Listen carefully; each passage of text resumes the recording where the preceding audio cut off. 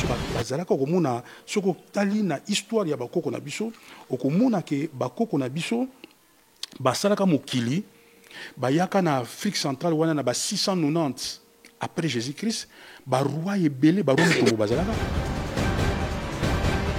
nde tozoyeba omoni to normaliser la normale situation eze vivre na kati ya mokili eza situation moko normale lisusu te tata nzambe asalaka mutu parfait mais mutu tata nzambe asalaka azaka géant na betu lisolo akana ba 40 mètres adam onomonaka wana ba adam.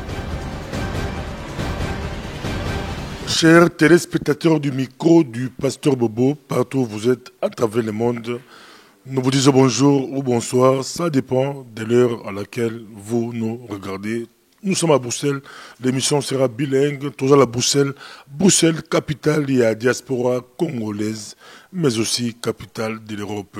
Tous les questions, pourquoi Bruxelles, capitale de la diaspora congolaise, Bruxelles, Zamboka, la poto, awa okuta ba congolais belé sika basombaka mongwa na lingala basombaka fumbo na lingala basolola na lingala mundele akotekelo pilipili na lingala mundele akopesa mboto na lingala eza peza mboka ya ba congolais esika ba lumumba bakasa vubu bayaka nde awa pour arracher l'indépendance na biso to indépendance ezande Bruxelles ezande Belgique esika ba kokola biso mingi bayaka pe awa mingi bazalaka awa depuis ba poto mosusu efungo misika ba photo ba Chine oyo ba États-Unis ba mboka mosusu ye efungo misika pour ba congolais ba bandande awa histoire la bango ezande la Belgique tozana ekumani weti bali kolanda biso ba kokola biso ya biso ba congolais on va se retrouver en Belgique, mais monsieur va le rappeler que ce penza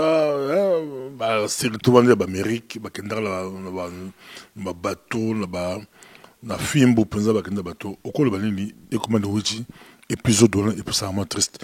Bon bah au la poto calezandel.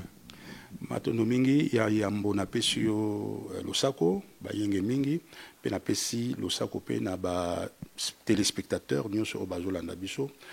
Mutumundu atamboli mingi kotambola liboso ezaka na kala tango wana nzambe mutu adesidaka yango akataka ba plaque tectonique na kala ozomona Afrique ekabonaki na Amérique du Sud so okamati carte ya Afrique okamati kota ba Brésil tango sangisi yango omona kezaka mboka moko donc ezaka likama moko esalamaka oyo batata na biso bakoko na biso banga musu ba se retrouver na États-Unis d'Amérique biso batika en Afrique tala bokabona biso tozali biso moko bato mona na États-Unis d'Amérique wana ya kala ba India wana bazaka esika moko bazaka bakoko na biso mais likamo moko esalamaka to kosolango pelelo etambuli ya mibali likamo esalamaka tozala ngolano ezaka mabele ningana ka tremblement de terre wala okoti na science suppose mutu ya science makasi bokoko la science omoni tremblement de terre wana ndenge esalamaka ezalaka conséquence ya mabe ya mutu tala lelo toza kobunda na kati ya mokili na COP 21 po to éviter conséquence wana po mabele esilikaka toto eza mutu eza vivant bongo soki bozali kosala babiloko ezali ko respecter yango te air moko esilikaka naloba na langage terre à terre air moko esilikaka okomona ba volcan ye okomona ba tsunami okomona ba biloko motindo ndenge wana bongo na kala na première civilisation ezalaka civilisation moko ekomaka makasi bato bayebaka te guerre moko thermonucléaire s'il vous plaît ebimaka wana planète na biso oyo bomonaka ezalaka na sanza moko te la lune ezalaka deux lunes qui tournent autour de la terre omoni alors na époque wana tango eloko wana esami ba fissure esami na kati ya mokili nde ba plaque tectonique wana ekabwanaka alors mutation génétique esalamaka na période wana ndozomona bandeko na biso bampaka bapigme bakomaki mikuse wana bato nzambe asaka bato ndenge wana te wana bapigme ezali elembo ya conséquence ya désobéissance ya bato comment le woti bali kolanda yo penza basepela koyoka yo mais pigme peso à côté de classe pour botangi ça va pigmenter sur pigme par côté de classe atangi le kola ekima le woti il pas que le baké yangwana bato bakomanga milai po bato bazala ne mikuse to komanga milai yo mo oza pasteur nakanisi okomona na jeunesse balobi à l'époque la jeunesse ici si je ne m'abuse pas eza koloba ke n'époque wana ezaki époque ya ba géant bagéant nde bakitaka bagéant baki badeko bakitaka ko badémon bakitaki basalama désordre bato baki normal to pigme mpe akosimbo na maloba alobaki ntango mokili baluki nde bagéant bayaka me bato bazalaka mikuse na koti yango te me naki na sens ke soki olobiki mikuse bazalaka te bato baka nde milai bongo mokili nde ekomisa mikuse un pigme akoti mpe classe asali université lokola ekimali wuti akotelemela oyo ye balobaki c'est l'inverse yango wana eza malamu mingi lelo na ye mpo tosolola histoire ya mokili tosolola histoire ya mokili nde tokotala origine tala omoni na Tchernobyl mona Tchernobyl bato bazobotama ndenge mosusu bato wana mpe 5000 ans après bakolobake biso tokoti classe tozalaka mayele tozalaka boye te mais moto ayebi histoire akoyebaka eloko wana ezesalama na Tchernobyl eza conséquence ya mutation génétique mais lelo lokola histoire wana babombela biso yango nde question eza na sens moni question eza na sens parce que toyebi histoire wana ndenge ebandaki te ndenge na Tchernobyl ebandaki ezali mais ntango toyebi histoire tomona ke situation oyo eza normal situation oyo eza anormal elingi koloba te ke bandeko na biso baza batu te si baza batu mais bazali elembo ya désobéissance ya première génération pigme bali kolanda yo atuka bakosilika mpenza to bato ya mikuse bato biso baka mikuse babizala fiere na tai na yo tai ekipala yango te nzambe nde asala bato ekomani wuti tala bango mpenza na miso oyo ozosala eza provocation oyo ozosala tobe yango matumoli mpenza matumoli tomona mpe bambwa misu baka mpe mikuse bazalaka banyama mosusu baka mikuse ese nzambe nde asala bato la diversité teke asali mosusu mbinga mosusu mokuse mosusu boye olongo bani bato mosusu bayaki mikoso natanga bakombo te mpo bato basilika te mais soki ateki bakombo bahitler bayaki mpe milai mingi te banapoléon bayaki bamilai te bato mikuse bayaki nata histoire de bato bayaki bato mystique naza kozonga toujours na bible parce que nasepeli kosunga bato partant ya mwa bilembo moke oyo eza na bible omoni lelo tozovivre 85 ans tozobaka tovivre mingi soki komi na 85 ans ozolobi kovivre bien mais nayebi so ndeko na nga bato baza kovivre ba 800 ans mutu na 85 azalaki bebe ayi mwana moke bebe bato akala mpenza baza kovivre ba 800 ans bamelchisedek wana bamatusalem bazali kovivre très longtemps ces histoires là ce sont pas des faussetés ndenge moko na bataille ya bato mutu akiti papa nde tozoyeba omoni tonormaliza la normale situation eze vivre na kati ya mokili eza situation moko normale lisusu te tata nzambe asalaka mutu parfait mais mutu oyo tata nzambe asalaka azalaka géant nabeti lisolo aka na ba 40 mètres adam wana omonaka wana babengaka badan nasi oyebi histoire ya kisasa abima na kisasa bato mpe bamonai te azalaka molai azalaka kotambola azalaka kobangisa bato bana ya poto bayebi histoire yango te me motu moko abima na congo babengi kisasa azalaka molai mpenza soki atambola ya bruxelles aleki mpe baimmeuble la molai ekomani weti bali kolanda o seke yo okorala badinosaure bazalaka na badinosaure ya bato dinosaure ya bato te mais badinosaure bazalaka ça fait partie de l'évolution de l'humanité oza partisan ya théorie ya évolution moi tokota français linga je nayebi te so tokendeni mais oza partisan ya théorie ya évolution Dieu a créé dans la création il y a l'évolution eza mayele ya tata nzambe ça fait partie du processus de maturation. Je ne suis pas partisan des gens qui disent que à partir de rien, les choses évoluent. Non. Il y a une création. Et la création ne veut pas dire que Tata Nzambe, ordinateur est bimi dans les vides. Non, il y a un processus. Ordinateur à Kale, il y a un ordinateur à Mine, il y a un informaticien, il y a un master en informatique. Ordinateur, il y a Turing. Ordinateur à Karabane 50. Et ça qui n'a pas si tu vendis ordinateur, madame, je suis à 4 giga. 4 giga coûte mouké, 4 giga coûte mingi. Au moins, on a construire un ordinateur, il y a 500 mégabytes. Mais mais au fur et à mesure la science évolue, les choses tendent vers la miniaturisation. La miniaturisation, c'est un processus et évolution. Dans l'écosystème, il y a kala. Avant Moutou Aya, les dinosaures faisaient partie de l'écosystème. Les États milaya, babaoba, na suke koi, banan baoliango. Parce que baliango te kepola. Donc, banyama mususu na katia ya écosystème. Baza banyama o bazo sukula mokili. Tout baleti Bruxelles propriété. Ba rongeur par exemple, baliaka ba racine. Ba charognard, ce qui lion allié Moutou, allié nyama.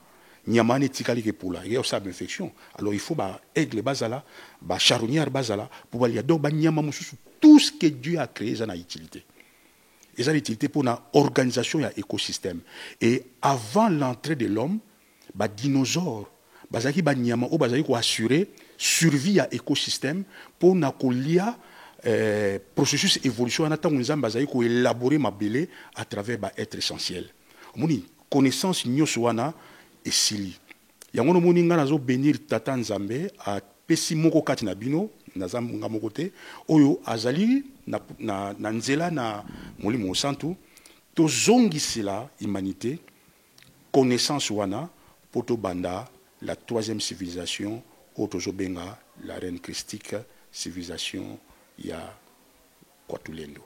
Tozana ikumani wechi za esengo mingi kozala na ye bo sepelaka na ye po te ye aye kozongisa bokoko mpenza bokoko korespecte mikolo korespecte bakoko lelo ekomama mpasi biso ntango tokolaka toyebaki so mati bus omoni mokolo telema tikela ye place lelo ekomi mama aboti bana na ye akolisi bana mwana kufa balobi mama ndoki respect ya baboti respect ya baparent ekomani na bokoko okolo bani avant de la sujet de Kamboto, je m'attends introduction, mais respect à mes parents, les lots et bon à l'ango, bali kota le bébé sur ma femme banda kon. Tout possible. Motomundo abunga papa abunga mingi. Ya olomoni summum ya désobéissance c'est comme même respect à basina biso moto. Obiso ko je respecter baboti na ote, je respecter maman aboti ote. Même moi je nous respecter te. O respecter ata mukete. Biso zaka na kala mama nyoso za mama na yo yaya nyoso ya no yano akacha za ya na yo donc okobenge yaya okobenga ye mama akoki petanga munyo na mbeba betio tango betio ayiko yebisa ba parents na ba parents ba betio lisusu metala lelo to komi wapi to komi kanga ba mama bandoki to komi benga na ba mama na bandako na biloko yili biso na ba paya pour bapaya bachaka ba mama na bango na ba homme asutieko atinela ba homme passa na tante mais biso na Afrique ezaka ndengwa te mwasa libala yebike baboti ya mobali na ye baza baboti na ye baboti ya mwasi na ye baboti na ye so bakomi kolo to bokola bango to tchaba on jamais na ba homme mais siko pire mutu mundu ake très loin atie libanda bana na biso to boaki bango na libanda tokoti na kati ya bosamboli papa bobo yango wana eza important même l'église mususu na bi ba église chrétienne nyonso te même l'église mususu bazo participer na biloko wana bazo kangaka ba mama bandoki bazo kangaka bazo séparer ba mibali bazo séparer ba couple tokomi wapi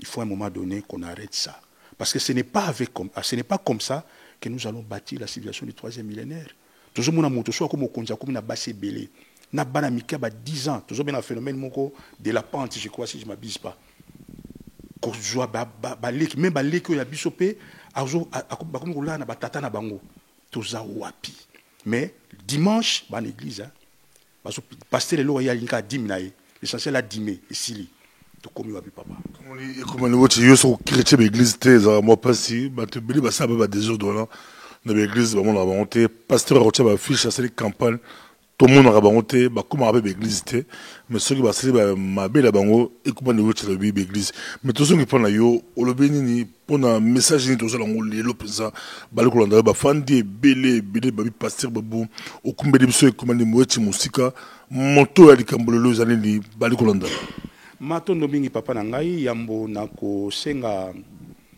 excuse te mais je demanderai à nos frères pygmées na bango nana bolingo la bango mais awa nazo restaurer la vérité historique la vérité mususu mon attend zo restaurer ça fait mal mais ça fait mal pour prendre conscience parce que ce to lobi bo soloté moyen to se libérer ezate masona nga lelo ezali totala quatrième génération pour balobi je te maudirai jusqu'à la quatrième génération bongo nangina solo la mokili bandaka ndenge nini première génération eza wapi deuxième génération ezali wapi troisième génération ezali ndenge nini pe quatrième génération oyo esilisi malédiction ezali génération nini pour génération yango bakoka ko raisonner ba scientifique na bango ba politique na bango pe na ba homme de Dieu na bango de façon que bakoka ko kota na bénédiction oyo mokili ezali ko s'attendre. Papa Bobo, Dieu a créé l'homme à son image et à sa ressemblance. Dieu n'est pas matière. Il a créé l'homme à son image et à sa ressemblance. Pour le moment, je vais me contenter de vous dire que Dieu est esprit. Parce que c'est ça la connaissance que vous avez pour l'instant. Mais Dieu n'est pas esprit, Dieu est divin. Mais pour le moment, en général, vous ne savez pas faire la différence entre ce qui est divin et ce qui est spirituel. C'est quoi le divin et c'est quoi le spirituel? Alors, contentons-nous de dire que Dieu est esprit. Alors Dieu, quand il a dit que la lumière soit, moto abimaka wana, nzamba sali moto na elilingi na ye. Donc l'homme c'est un être lumineux. La lumière c'est l'amour, hein? La lumière c'est la justice. La lumière ce sont les valeurs au ezali et utepa inatata nzambe. Donc l'homme est spirituel. Mais mutuwa na spirituel ayaki ko vivre na kati ya terre matérielle. C'est-à-dire que vous devez faire la différence entre le royaume spirituel et l'univers terrestre. L'univers terrestre, ce n'est pas le royaume spirituel. Dans le royaume spirituel, c'est le royaume de Dieu. Nous avons la matière, la post-création, la deuxième création. Et puis, à l'Ebissibiso, il faut que ce qui se passe ici en bas soit conforme à ce qui se passe en haut. Awa, babengango, marche pied à Tata Nzambe, trône na yeza na royaume spirituel. Ba chrétien mingi ba yebi yango ba koko na biso pe batangisi ndenge wana. Alors motoyer ndenge nini moto quand Dieu a créé l'univers, cette post-création, il a commencé par créer le monde minéral et du monde minéral, il a créé le monde végétal et du monde végétal, il a créé les animaux et des animaux, le premier Adam formé de l'esprit, aye kokotana deuxième Adam tiré de la terre. La métaphore de la Bible na linga ngo mingi, baba nzamba sala argile et puis asali souffle. À souffler, c'est-à-dire à permettre esprit et animer la matière. Donc le premier Adam, Yozali premier Adam, au salami na ressemblance, na image ya Tata Nzambe, au côté siko kati na deuxième Adam périssable qui n'héritera pas le royaume des cieux. Pour ça la expérience na yo. Alors tango asalaki yango abongisaki terre moko ya kitoko oyo ba Kristu ba yebi yango na terme ya jardin d'Éden. Ezali terre moko, ezana 4 fleuves, ba kombo eza importante parce que ba Euphrate, ba kombo eza importante pour les autres na matonge na Bruxelles. Mais 5000 ans après, bateau ba komona matonge na Bruxelles ba oyeba te ke eza copie ya matonge eza na Kisasa. Euphrate wana tant que tanga ngolelo tozo benga Euphrate, mais Euphrate wana ezali wapi? Tokoki ko situer ngaka géographiquement. Toloba ke na jardin d'Éden ba nyama nyonso bazalaki, okapi bazalaki. Okapi faza na jardin d'Éden. Or okapi azalaka na Afrique. Pe nzete na ya aliaka na nzete na Afrique. Aliaka nzete pa mshute. Donc ça nsafu pe ezali na kata jardin d'Éden. Donc climat où ezali na kata jardin d'Éden, ezali climat où ezali ko permettre mutu na lolenge ya elateli wana du 1er janvier na 1er janvier na ndenge ya biso sikoyo tina 31 décembre à vivre sans kozala ba chauffage. Donc na tiki bino nan da ba qu'est-ce que c'est na place wana bino mo continuer bokoya ko yeba ke ba fausseté za mingi. Et comment le weti aller la Congo makasi Congo avec ka aketi kolobake paradis ezalaki na Congo au moment que au poussé peu loin et qui va le tirer les balles d'ailleurs babinga au falantiki ya Congo le la Congo paradis ezalaki na Congo yebisa bango bali kotala papa na ngai bibi ya mutelobi moni na sepeli mingi na pasteur Bobo parce que Bobo yimoko asali bazo benga déduction à déduire nga kuna cité dans le combat Congo te mais yem ta cité combat Congo c'est à comprendre déjà on dit au capi azaka la Congo au capi azaki na jardin d'Eden mukili bomba au capi la Congo mamoko expliquer ce que paradis il y a dans Eve et la Congo ingeta au capi azaka na Congo donc nzambe soki nyama wana au capi azaka na kati ya ash ya Noé azaka wapi autour de banya musubi la Congo bazala te ya banya mususu o sogani na Congo bazala te o lobanini na paradis ya Congo banyama bazala te bazala kotela bango ngala le za opisimbo mbo boyi pesa bango beli kotela uti pota surtout la lingala mais ce que ba traduire on ndele o ba o lingala sur na Belgique ba bali kolanda yo ba ki papa Bobo minga benga biso papa Bobo yebisa ikumalike na place wala pesa abeti libanda matono mingi yango no moni question tunanga liboso et que pesa sur sens na réponse na pesa yo dans la création il y a l'évolution moi ba éléphant bazal les lois bazaki ba éléphant kalaté ba éléphant ou bazaki na niveau kala bazo bango ba mammouth si je m'abuse pas maintenant j'ai un trou de mémoire je crois que ce sont des mammouths au moni même ba dragon ba forme ba nyama o e komi lelo ezaki ndengi moko na ndenge zaka kalaté na parce que même l'informatique il y a un processus de miniation l'évolution existe même moto ya kala zaka plus évoluer moto ya kala zaka ndenge mona moto lelo te même en termes d'espérance de vie même en termes ya ba forme ba zaka ndenge moko te donc ba tango refroidissement climatique ezalaki ba nyama mususu ba s'adaptaki na refroidissement climatique wana mais to continuer na ligne ya histoire na ngai o comprendre ba biloko mingi mais est-il que ici tant on kamati 4 fleuves de l'Euphrate, tant on kamati ba rivière Kasaï, tant on kamati ba biloko nyonso o tiango esika moko, o komona mapping moko eze salama wana extraordinaire.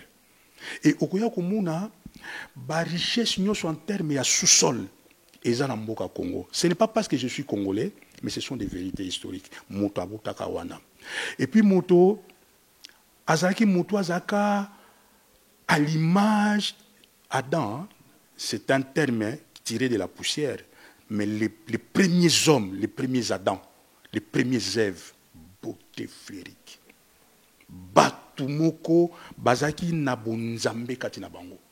Mayela nzambe zaki kati na bango. C'est-à-dire que Adam wana liboso apesaka banyama nyonso ndenge ndeko langa mususu roja lobaki yemto azako pesa banyama nyonso ya mokili kombo. C'était un savant, homo sapiens sapiens. Parce que tant que tu as nzoto, il fallait d'abord améliorer nzoto wana.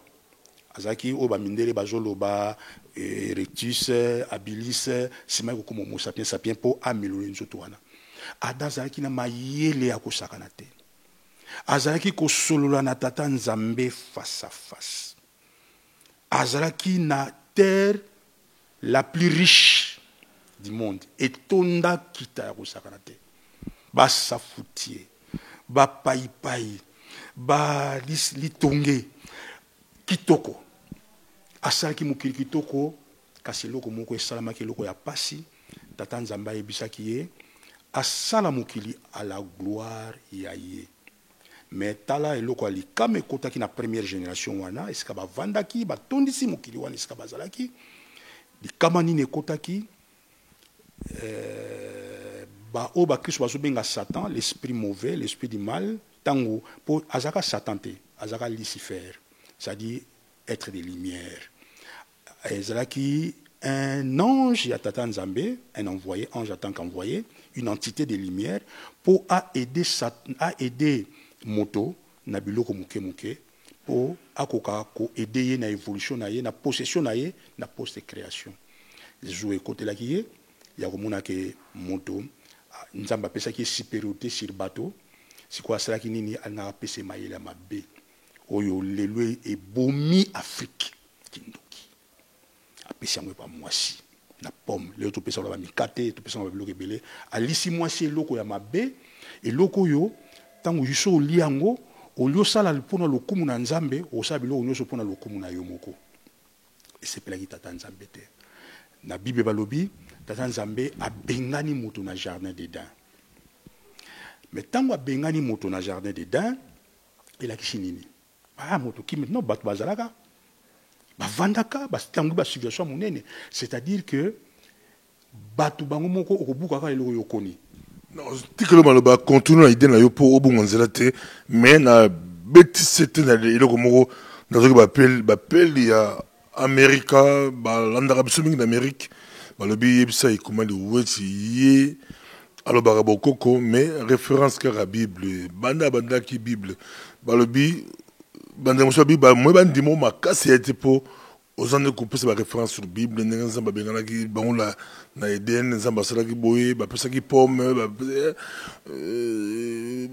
balingaki olobela oza ba référence ya bokoko ba référence ya ba livre mosusu yo boye Bible mais sozo loba kaka Biblia nangasi ya question ba tungsenga mi ba monsieur le kaki na ba ina profiter mais continuer de na yo pour obunga te peut-être au répondre après matono mingi na loba ngo expressement parce que plus de 80% ya ba congolais baza ba chrétiens alors papa bobo yebi soki na bandi ko lobake mutali boso ko mone maungu parce que na bokona biso ko mone maungu ya dante ya maungu soki na ko lobake atunaki na nzeta mbila za symbole la création bat baloba nga ba bia mutali boma eloko ni azo lobo parce que batu ba découvrir nano sagesse aboko na biso te yango no moni na komi ko zwa biloko ezali ya mwa muke oyo ba kokasi ba tchaki kat na bibia pona banda ko sunga bandeko mwa muke malgré ba interprétation mabe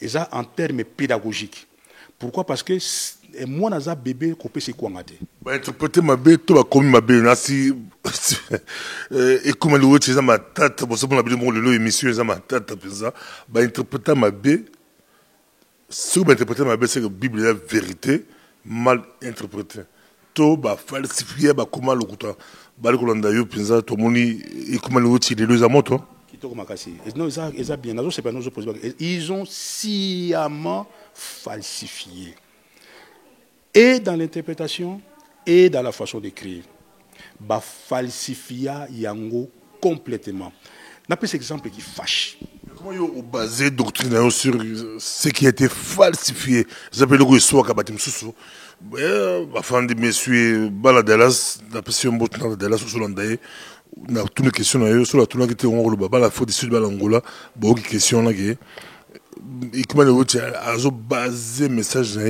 sur ce qui a été sciemment falsifié ça ba momo za makasi penza nazali ko basé doctrine wana te na zongeli lisusu soki na procédé ndenge wana te fo mbanga loba nini bo continuer ko tanga Bible boko kanga muyibi lelo ya yibaki pour fo mbanga tanga tanga ki Bible na bi mais c'est pas possible mais ces gens sont des aventuriers. Mais comment bazo beta ba histoire ya ba Samson na Israël alors que lui azara na Israël te? Mais c'est quoi ça?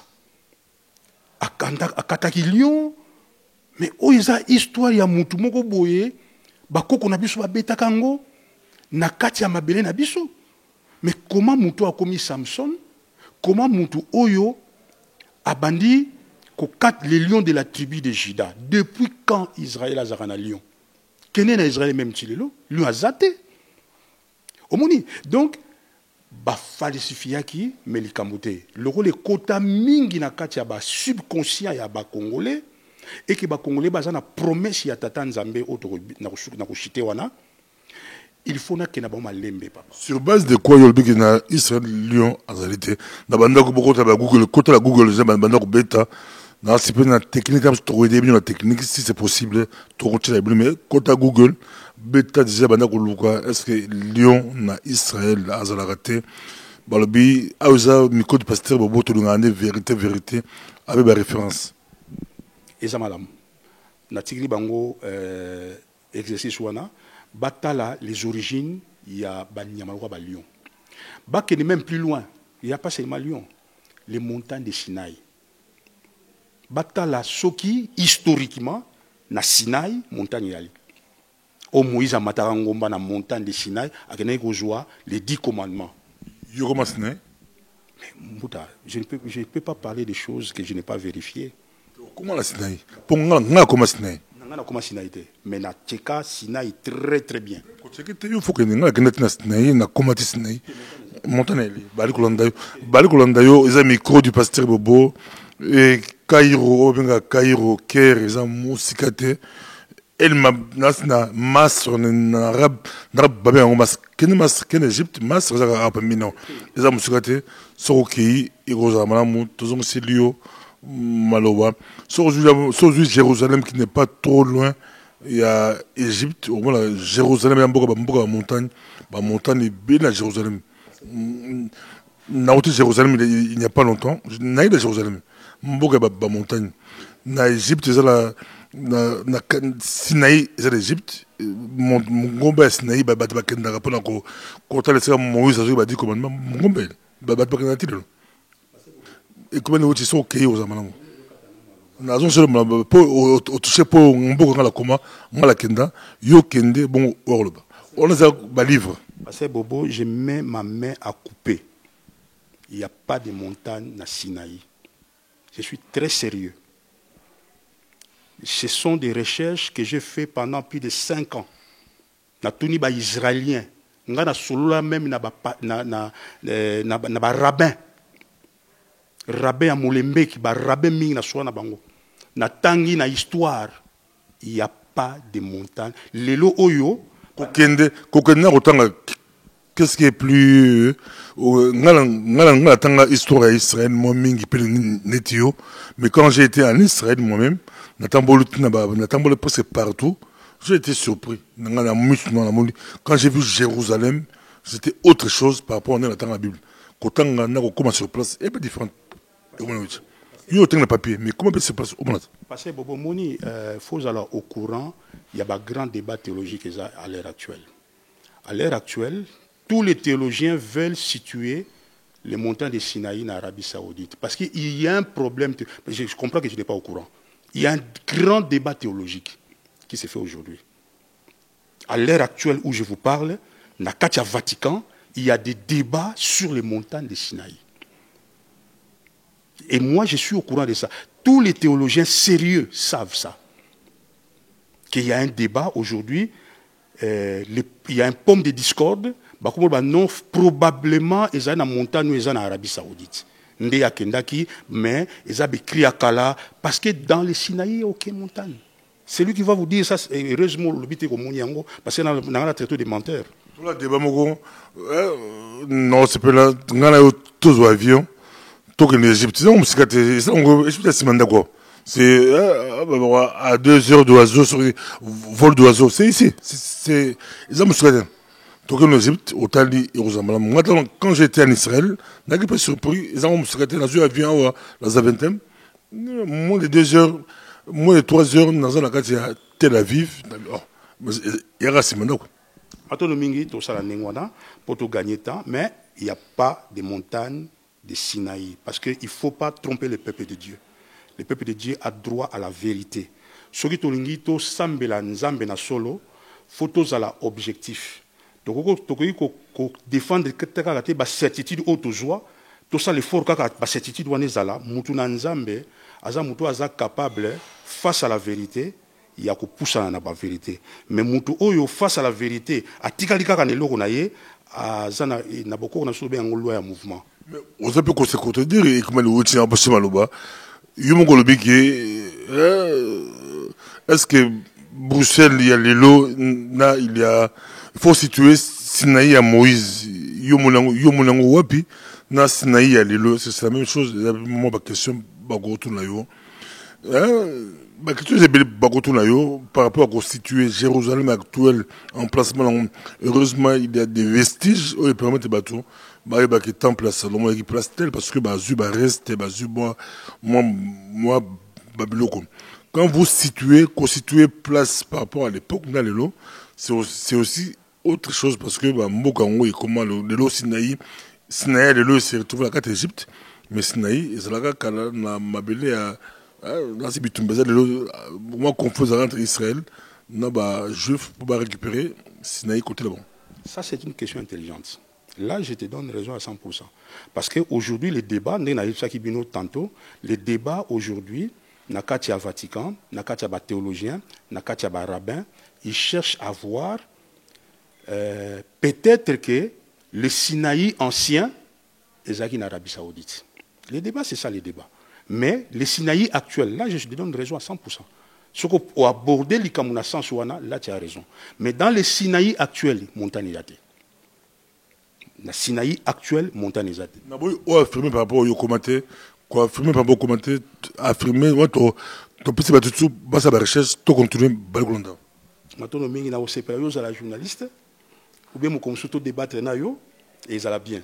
On a récupéré le timing. Si on a tiqué le cas, tu peux rebenga pasteur Bobo, il y a marmio yebi, comme il y a tiqué le cas. Donc la télémi pour tout recadrer et son public. Ça bien, mais aux ans à dogme. Je m'excuse beaucoup de te le dire. Dogme c'est bien le christianisme. J'ai passé par là. Je connais la, je faisais comme toi. Avant na poussana, nous avons je faisais textuellement comme toi. J'ai été carré comme pas possible parce que Evanda mi katina ngai eza ndengwa. C'est on touché deux pays dans la fanda, na lika na comment. On touché deux pays dans la comment. So beti histoire lango penza, il faut oser na ba détail. Il y a beaucoup la commis. Et donc on so beti au beti quinoa, njili, bandal, kitambo. Yoza oza belge, au beti la quinoa, njili, bandal, mais par rapport à livre tangi, c'est un peu compliqué. Yo monaka nakotuna question. Bien nakotuna question. Dieu le te regarde. Yo monaki montagne Sinaï. Mais il y a deux pays dans la Fanda, na Tamboli, na Kei, il y a un bon la commune. Il y a un autre na pona bo solo ya bana nzambe, na bi koza mutu na nzambe. Tika fanatisme déjà côté devant Dieu le gros tanga yano comment il na Sinaï. Est-ce que yo monaki montagne na Sinaï? Bali kolanda yo ekola ko ti to continuer débat to retour après. Nakuma ki nazaki wapi voilà bako na biso tant basaki mabe na kati ya histoire bandeko botumbu la pasteur bobote azo tia émission malamu eza normal soki eza boyete et eza la sens unique na kanisi boyebi ke tokoza sens unique te soka moninga ne loko moko ya malamu te akoki ko recadrer na lingité na kati ya base ya ba YouTube ou bandako koma voilà bona boye tout ça na lingi biloko na te parce que zali la liberté là-bas mais ba fingande te comment on s'analyse total ngapa mingi. Merci. Matondo mingi. Alors, tant que évolution salamaki ya humanité papa to kansaka Adam zaka zo banaka sio kansa ndingo na te biso ndo za bata mayele te Adam le ka biso mayele bato aliboso basalaka maka na image na ressemblance à Nzambe ba technologie o ezaki rien pour na bango kutu bazaki na ba GSM te ba bazako communiquer par la pensée. Donc nakati a penser kaka ne kan te communiquer na papa na tata Nzambe. Nakati a penser kaka ngai biso likambo parce même à 1000 km à Soinayo. Donc on n'avait pas besoin de polluer les histoires dans ba coltran, ndeko tu même comme ça ba coltran ba bi tité nango, on les a ba faux technologie. Ba koko na biso bazaki évoluer spirituellement. Bazaki même na contact chaque soir na tata Nzambe. Bazaki les animaux sauvages n'existaient pas. Ba lion no bazaki dompté. Ya onzo mona na promesse Isaïe, balobi les lions na l'agneau ba vendre sikamogo. Ils ont un sens métaphorique, mais ils ont un sens littéral du terme. Parce que Motona Kala, Azaki a domination sur tous les animaux de la terre. Azaki souminaye. Et ça, suite il y a péché, suite il y a rébellion na tata Nzambe, ndeto bengi ba nyama mususu ba sauvage. Nyama sauvage azarate, nyama nyoso tata Nzambe salaki, azaki ko participer à l'écosystème azako lié à mutute pour mutaki mokonzi na ye. Mais tangu c'est carta qui n'a pas Nzambe maswa ne salamaki toko pesa deux versets oyo bato bako comprendre mingi na pesa ngo lisusu parce que moi ba brain nango eza na kati ya Bible ba Bible batonga tour de Babel na tour de Babel on batonga tata Nzambe ya kiti apandi bango il y avait c'était la première guerre mondiale oui ça m'a pour one ko panza wana ba kantiaka eza ba langage codé ba langage symbolique mais au moins na histoire ya bokoko na biso ba lobi yango bien dans la Bible noire ba lobi yango très bien mais soki na lobi la Bible noire ndenge passer boba j'ai bisinga bi bato mususu ba koloba makambo azoloba eza na Bible te ya wana zozo ba bre mususu o eza na kati ya ba bre mususu eza na kati ya Biblia oyo bezoloba ke apandi bato c'est-à-dire baswani koswana c'est-à-dire bitumba et bimi talakaka une civilisation où ils ont déjà pratiquement le ciel sur terre basali bitumba dégâts thermonucléaires ya osakanate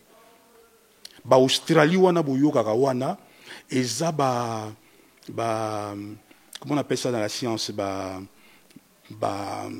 mabango etambola na l'espace wana comment on appelle ça passer bobo ba météorite ya kokwea wana et kabwani pasteur bobo ba plaque tectonique panzani tali sikanini séisme ba continent liboso salamaki oyo Amérique latine maye bimi bamso apetia on a nani na maye hein bamso abi maye etambli mkrimbaba plaque tectonique kabwani ba continent kabwani pour tatanzamba pandi bango mais avant ça première génération ne kufa bato o bazaki fidèle na tatanzambe ba ken Éthiopie les hommes de bonne volonté Dieu les a dit ba ken ko bâtir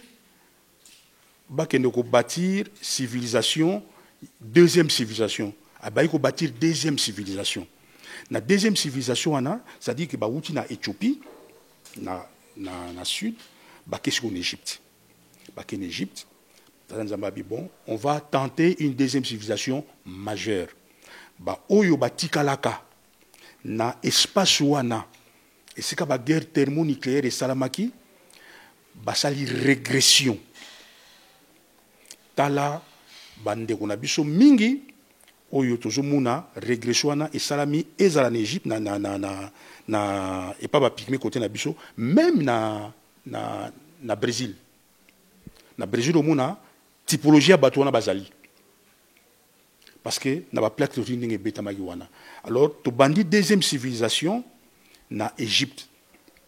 Na kati Égypte na ngepiti ya liboso ndenge pasteur Bobo azoloba. To sali civilisation ya kitoko, civilisation na to salaki yango to zali na ba premier pharaon mutu alungwe na Afrique centrale accueilli na Égypte na alentour il y a 5000 ans avant Jésus-Christ selon les datations historiques. Alors kuna tozana ba civilisation liboso ba Oris eza ba première dynastie toza pepe na ba 15 dynasties. On a zolo ba sikoyo eza na Google tozana ngo. Parce que na moni passer bobo a foza serene passer bobo lo barangai. Yango na yaki na zuyango na ba livre mindele passer bobo zo mona ngo. Liste de pharaons classés par période et par dynastie. Na salika copie hein pour ezaneti aide mémoire nangai.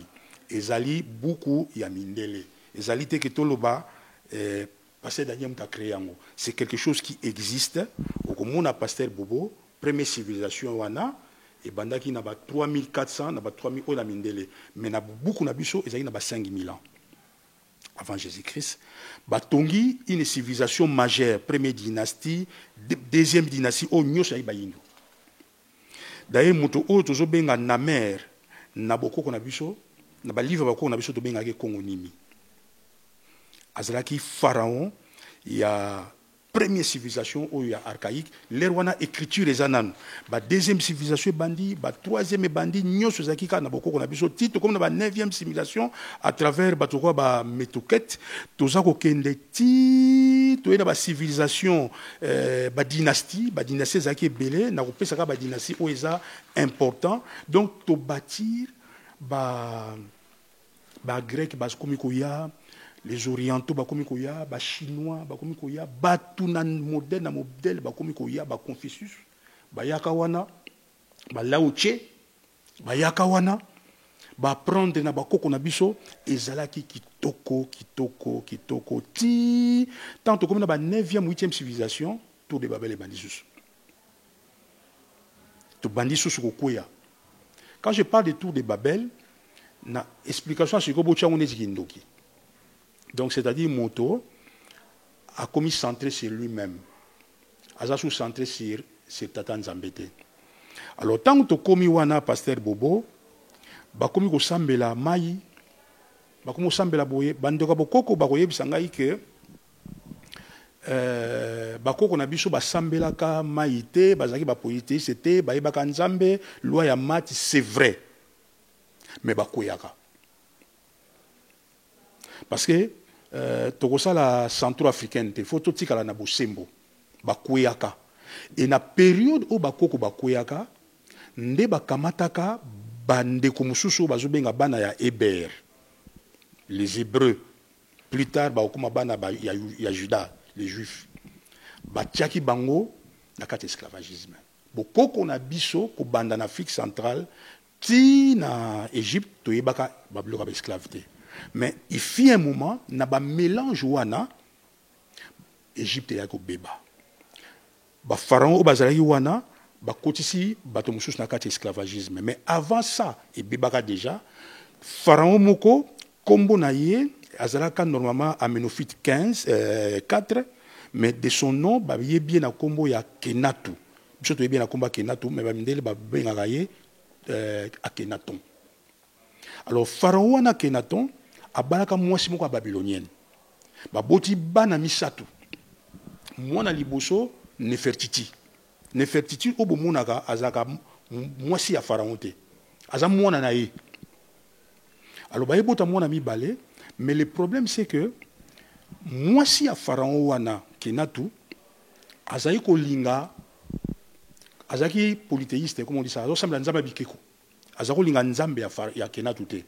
Alors mutu mais asama Nzambe belé polythéiste voilà azosambela Nzambe belé donc Nzambe belé Nzambe ya mai Nzambe ya sesi or na bokoko na biso tozali kaka na Nzambe moko tata Nzambe ya mpungu tulendo po toloba na langage ya bakongo sikoyo tokobenga mpe maweja nyangila tokobenga ya Congo tokobenga yo kita Congo etc tozali na Nzambe moko mais tozali koyeba ke entité na entité mai eza na baserviteur ya Nzambe bazobatela yango mais baza banzambe te Nzamba eza na baserviteur ya Nzambe baelima o babatelaka yango mais baza banzambe te. Mais sikoyo en Égypte na moment moko batemple ya mai batemple mosusu bazosambela Nzamba batemple mosusu bazosambela alors Kenatu asepelaka te. Kenatu ntango ayaka aye ko éliminer azaka premier réformateur aye ko éliminer biloko wana nyonso abi non il n'y a que Dieu Nzambe moko aye ko zongela sikoyo le monothéisme baye ko bomaye ntango baye ko bomaye na mokongo na ye na mwana na mibale mwana moko abotamaki wana kombo na ye Tatukanu oyo babindele bazobenga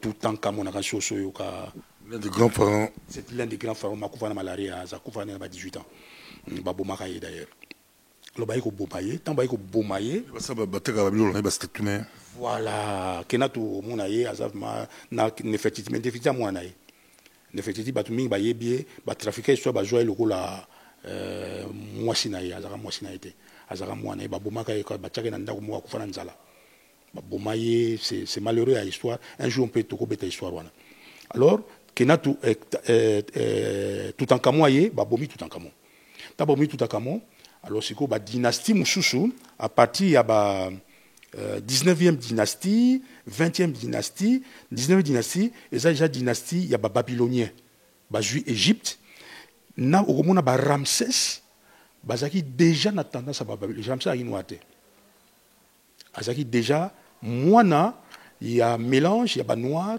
na ba babylonien ba yiko zwango ba yiko nyokola ba na période ya 20e dynastie nde ba nyokoli ba israélien. Alors tata Nzambe yiko zwa Moïse Massa azaki métis donc azaki ngambo israélien ngambo israélien ngambo moto mwindu vous référence wapi natiko le bateau retourner pour ça vous tout débat là tout le musika sokotali na bimisaki bino comme ba livre à mort sokotali na ba grotte pharaon ya égyptien au monango même Théophile Obenga a komi yango même mwana mokongo kaka siko kaka wanani o azana bino tato yo komone nani ne mwana nsemi pas ça la recherche wana ça la recherche wana tata wana je suis peut-être pas d'accord avec lui sur le plan politique, mais c'est un grand évolué, c'est un grand spirituel, hein. Ça je dois le reconnaître. C'est quelqu'un qui a vraiment étudié l'Afrique très bien, et c'est quelqu'un qui a bien compris la spiritualité. Comment au combien fan ne monde semi au monde na vie il faut te reconnaître les motos. Parce que ils ont difficulté à Bishoba Noir. Bishoba Noir, tu reconnais ta cara, amigo. Mon asso, mundo azo tout nayo. Ils ont il faut payer sa mundele, il faut sa référence à mundele. Au monde, il y a un monde à sali, espère n'a pas ses références naé. Faut te reconnaître les bandes qu'on a Bisho. Il y a Zion. Il a bien que c'est quelqu'un qui a fait des recherches et c'est quelqu'un qui est aussi spirituel. Bilogo mingi pasteur Bobo, aujourd'hui on a des recherches. Bilogo mingi sous pasteur Bobo. Aujourd'hui, on a une relation dans Nzambe. On a quasi un barema. Bilogo mingi toujours on a sources, ils en a des sources. Tous en a source il y a histoire écrite, tous en a source archéologique, tous en a source il y a révélation. Parce que Bobo tika nebisho logo moko, au monde astral, il y a des archives. Makambu nyoso oyo sala. Vous avez 3 anges qui notent ça. Vous en a ange moko nota ba pensée na yo. Vous en a ange moko nota ba parole na yo. Vous en a ange moko nota ba action na yo. La Bible les réserve les précéderont. Moni tango kokufa ba olaction ba œuvre na yo. Il y a une grande bibliothèque, hein. C'est mon toza programmé à ça la makambo toza bazo copier pour ma théorie monsieur Bigé. Tout est programmé, c'est un peu comme ton robot. Nous avons programmé moto oyo ça lobby ben ti okufa. Yo lobby oyo ça la bazo comment. Voilà, Dieu nous a créés libres. A perception nzela, mais mutazana loko moko oyo za différent ba nyama. Et ça différent na ange. Tous en a libre arbitre. Parce que nzamba lingi to zonga na paradis comme ba robot. To saliraye parce que toi on a choix, toi on a choix. Toi on a choix ko lingaye, puis toi on a choix ko lingaye. Alors, tous sommes libres. Le destin, la prédestination, Dieu nous a tous destinés à la vie. Mais qu'on a la prédestiné que yo qu'on a la mukonzi boy et zaraté. Tous on a autant tout ça, tout pose à souka. Bali kolanda yo. On peut s'en 10 minutes nangai parce que au bundi singa yimingi na côté ya Sinaï, n'a perdu quand même 10 minutes wana. Alors, tangu nani comment ça s'appelle na 330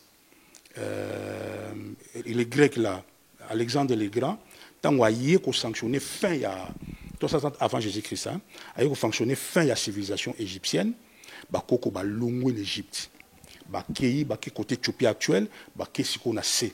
Alors deuxième génération et Koufito bandi troisième génération to bandi vraiment na Moïse tant abimi na Égypte, ake na bana Israël entre guillemets parce que Israël Isis wana ils ont encore ya koko na biso.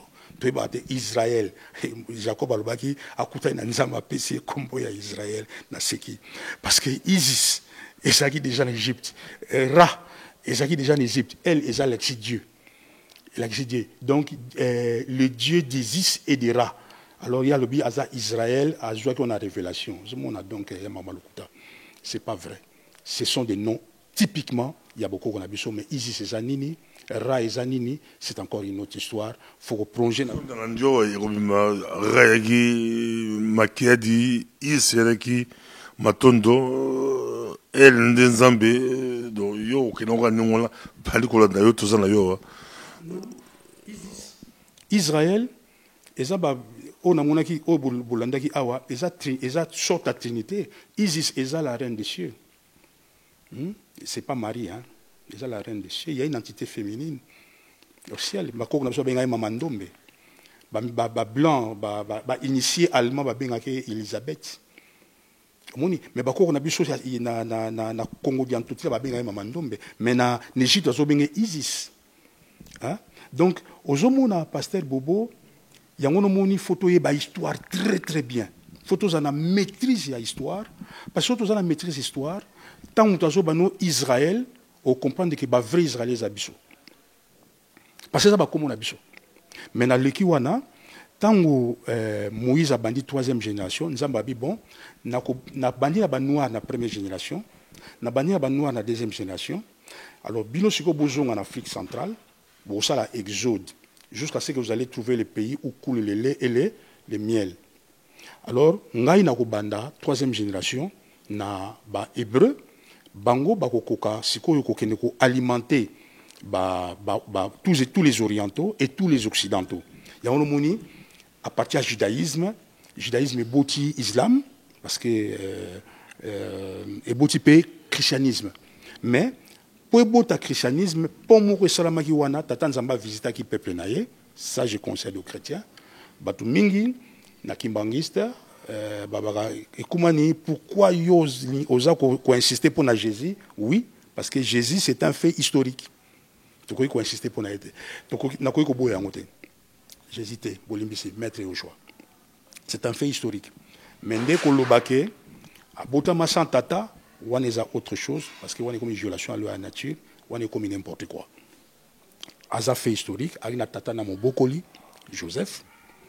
Azaki mwana ya Joseph akolaki jusqu'à ce que esprit ye ko aimanté mukola baptême na ye misu na ya muli mefungwami ami yebi abandi ministère na ye mais 3 ans après bayiko bomaye bayiko sa ba concile de Nicée bayiko sa ba concile de 30 bayiko sa ba concile de Constantinople orthodoxe ba katani wana ti bayiko zongela bakoko na biso ta bayiko zongela bakoko na biso ba pesi bango biloko wana bakoko babundi basali bango ba esclavagisme tant ekomi na komi ko kenanga kaka mbangu bakati bango ba esclavagisme ti mvulusi kimbako ba kifita ba telemi ba bemba zulu ba kulisa musi ba mama bangala ba kodi yampwanga oni ba komo nazo banana. Ce sont des noms qui ont existé hein. Yo zali muta science ya science okomona ba nenyoso ba messager ya bakoko na biso batambolaka na kati ya mboka bakoko na biso bazalaka okomona soko tali na histoire ya bakoko na biso okomona ke bakoko na biso basalaka mokili bayaka na Afrique centrale wana na ba 690 après Jésus-Christ ba roi ebele ba roi mutombo bazalaka ba roi ebele bazalaka wana ti ba mindele ba yoya bateki ba msu na Égypte bateki msu ba bolimbisi na Brésil après musique mbango yoya. Tant que vous voulez, il comme début à 4e génération, malédiction, nabiso et souki, siko yotatan zamba lobby, à routine 2 envoyés.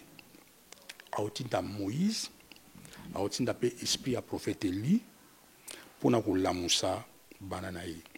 Pour na dini pour bananaye, bako zingama na tous les peuples du monde, bako inana. Bako inama, c'est ça comme ça. Ils vont être haïs. Ils vont être haïs de tous les peuples du monde. Contre bango. Alors, tant que contre bango, nous avons 2 prophètes. Le prophète wana balé, bakoya ko lamusa bana na ye. Na guerre wana, toujours na guerre, toujours quand sa guerre wana fo mangenda, le Congo est entouré, le Congo est haï hein.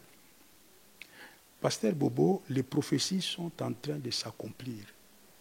Mais ndenge tozilaka ba prophétie to ka s'accomplir ndenge mo boye or que toza en pleine kozingama babi banana ba ko suka ba ko se tourner vers Dieu.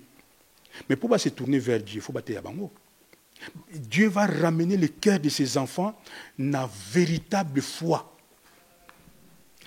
Aussi verset biblique na la suka mena na compliqué ou la tunate mais aussi verset biblique où na on makambo ya ba Congo dobi que Congo nzamba ko sala nzamba ko restaurer 4e génération à Congo ba landa to ke na osuko to ko atterrir 4e génération à Congo nzamba ko sala ni na Congo matondo na zonga monke na verset biblique bandi ko na ngai omoni na ipsaki bino moko musu tozaki na débat moko na pasteur Bileli Roger Bouleli na lobaka boye na biba écrit nyoso wana ezaki ba promesse o bakoko na biso nzamba pesaka bango mais bakamati ba trafikango ba tiango ba age ba Jakari ba biloko bona bona kasi so bolandi histoire wana na lobaki mwa mokelo wana yango na tango zozo ba écrit wana bantu ba mais eza age te age lobi ba israélien non eza ba écrit ba promesse pour la plupart ya bakoko na biso nzamba prometaka bango ke tango boko zonga na Israël akotindela bino ba prophète pona ko ramener mitema na bino et pas yangai tata nzambe mais na moment nini boko retrouver ngo na moment où boko zala entouré bako linga bino na kacha mukili te boko panzana partout na kacha mukili bato balobi bapanzanaki babi année 70 tango Titus ayaki sans on est allé loko mususu beaucoup panzana partout mais nzamba ko ramener bino na kati ya mboka wana ukule le lait et le miel a ko préparer mitema na bino nzamba zo sani isikoka na Congo esika na zoloba na quatrième génération oyo donc première génération liboso, deuxième génération Égypte, troisième génération à Exode, entre-temps dans le pays mususu génération à christianisme et puis quatrième génération eza génération ya Kimbangu génération oyo sikoyo tata nzamba lingi a préparé règne ya Kwatulendo règne ya Christ ba Christ bozilaka reine à Christ bozana calendrier mabé le calendrier ya reine ya Christ c'est le Congo retour c'est que tozana phase oyo Dieu veut bâtir au cœur de l'Afrique au cœur du monde une civilisation qui va préparer le retour du Christ et Dieu vous a choisi vous les Congolais bino ba pasteur nyoso pasteur sur landangai bossa la métanoïa bossa la repentance to lele pa inatata nzambe parce que to komi na tango ya bana ya bilaka to zo benga ngo bana mvulisi mbango pourquoi parce que yende na Ésaïe 19 parce que bobo yebi azo pesa Ésaïe 19 balobi na suka balobi nzamba na début babi nzamba a rejeté Égypte a ko telengana Égypte a ko za soutinate mais na suka dans la Bible, malheureusement, Dieu se souviendra de l'Égypte. Autant de la Bible. Et ça livre une référence. Et ça livre il y a référence. Et c'est là que c'est un balandio penza bayo kibiso et c'est là qui m'a tata na et comment le woti mina na repasser micro il y a yimo sima micro à clôturer l'émission de l'eau 2 minutes partout boali bolo kibiso penza prochainement peut-être conclusion de Tokobanda Lango Penza, et matata solution. Na ekomale woti yumo osima miko au conclure vidéo 2 minutes, to plus pas 2 minutes au clôture vidéo. Na ko basa 2 minutes, 3 minutes, na za 5 minutes. Matondo mingi. Donc nazai ko loba awa bama batata bandeko, Dieu a promis na bana Égypte, na bino bayindo alobi boye. Abi à ce temps-là, l'Égypte sera mon peuple. Israël, mon héritage. Botanga on Esaïe na fin. Abi tangu ya ko se réconcilier na biso, to ko benga ma bana na ye. Et puis Israël a ko koma héritage na ye. To komi na tangu oyo, Dieu dans sa grâce veut bâtir une troisième civilisation. Conclusion ngezali classe politique. Babiloko na bozo sala wana ya bapaticratie ko swana ko sala boye personne n'aura le pouvoir parmi vous mutu moko ta ko zo pouvoir parmi pour bozo pouvoir na kati ya Congo faut bo reconnaître ministère ya Saint-Esprit oyo na ngambu ya Afrique debi nango e bandi na mfumu kimbangu soki bozo reconnaître yete que azali serviteur ya Saint-Esprit oyo aye ko préparer mitema na bino pour na 3e millénaire beaucoup mona kanzela te ba démocratie ba français milai ba biloko boye ba croc en jambe tout ça ne vaut rien bino ba pasteur conclusion na ngezali boye bo sala mouvement spirituel na yebi que ça difficile parce que Dieu aussi a permis que ngapi na zala na bino et ça très difficile bo calquer calendrier ya Nzambe bo longola ngo na Israël oyo ezanini ça ba maçonnique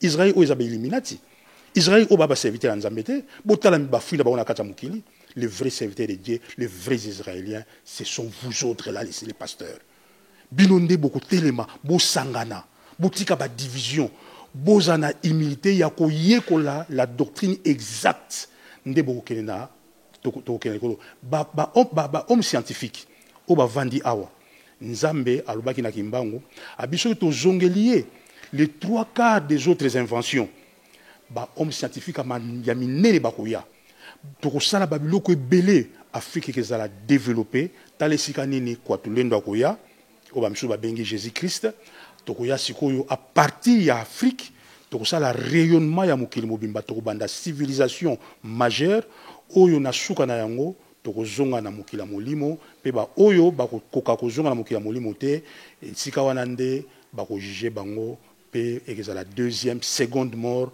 au bazo benga na Bible la damnation éternelle pour biso tozongi parce que tokozonga na mobali ya libala. Mais la chose la plus essentielle, le calendrier de Dieu, c'est le Congo. Et le temps où nous sommes, tozingami, mais Dieu nous a envoyé 2 prophètes. Non, c'est l'esprit d'Élie et qui quitte la bâtiment sous. C'est l'esprit de Moïse et qui quitte la bâtiment sous. Et l'esprit de Moïse et qui quitte déjà Moutumoko, c'est Folozekimbaum. Matondo mingi. Comme la souko ezeke sengolan c'est récupérer la minute nae bano bazal Égypte siko besoin d'abiso Égypte narata ker besoin d'abiso boki débat Sinaï beaucoup de la Sinaï la caméra beaucoup de filmer la Sinaï boza partout ba tout pe ba internet et ba recherche bossa la recherche abilo prochainement to kutana ko bani woti to bandaka na likambo ya Sinaï wala eza matata miko de pasteur babo to sito comment la Sinaï mais tolingi prochainement to bandaka wala merci to comme la souko ezeke sengo kozala bino bolandi bosepeli la komandi wuti pona otali bokoko la biso abandaki la biso de bandelite ken na biso ti to comme na conclusion du kambu ya Congo eza matata nzambe apambola bino restez branchés restez connectés eza na Luanda eza na États-Unis eza na Chine eza na Afrique du Sud boza partout la France na Inde partout boali kolanda biso boki théorie oyo ekumani weti akumbeli biso Congo ezalaka paradis Congo ezalaka eska Adam et Eve bazalaka bato moyindo mais ba pygmée oyo ba yekoya de kama ba pygmée oyo bera singa bolimbisi mais ekozala matata prochainement to kontenango to komina suko alinga singa maloba mais asa seki maloba na ye bolobili ntopesa ye pour d'abord la biso ba pygmée parce que bato bako sepela mingité ba pygmée ezali race ya Adam et Ève tango nzamba frappaki mokili ba pygmée romona ba ibaka mebele baza na connaissance ya kosakana te ya nature. D'ailleurs médecine ya sika to rejoindre pa na bango. Merci nzambe apambola merci.